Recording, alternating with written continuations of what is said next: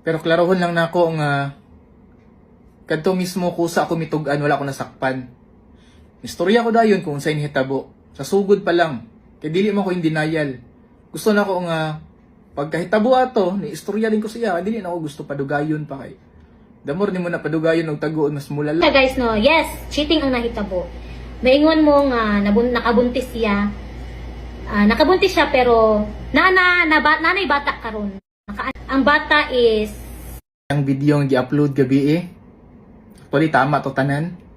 Nakasala ako kay Hana. Pero klarohon lang na ako nga kadto mismo kusa ako mitugan, wala ko nasakpan. Istorya ko dayon kung sa inhitabo. Sa sugod pa lang. Kay dili mo ko in denial. Gusto na ko nga pagkahitabo ato, ni istorya din ko siya. Dili na ako gusto padugayon pa kay. Damor ni mo na padugayon og taguon mas mulala mo guna pagayo.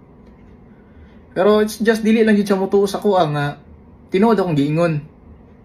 Lain pug kayo og palaglag na akong bata para lang matabunan nga nakoy sala. Dili man pud na pwedeng unana. Tubangon jud ako unsay mga consequences sa akong mga decision. Nya tug-an ko sa iya, istorya ko.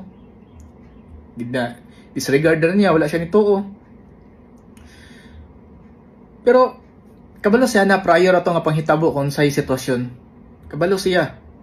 Pero wala na ko na dire para istoryahan na kung unsay nahitabo ato. Okay na ko sa panstorya niya tanan. At least sa ako padulong ang hatred tanan, sa ako padulong ang mga istorya. Okay na ko na. Pero kabalo may comment ni Hana siyang video. cheating ang nahitabo. Maingon mo nga nakabuntis siya. Nakabuntis siya pero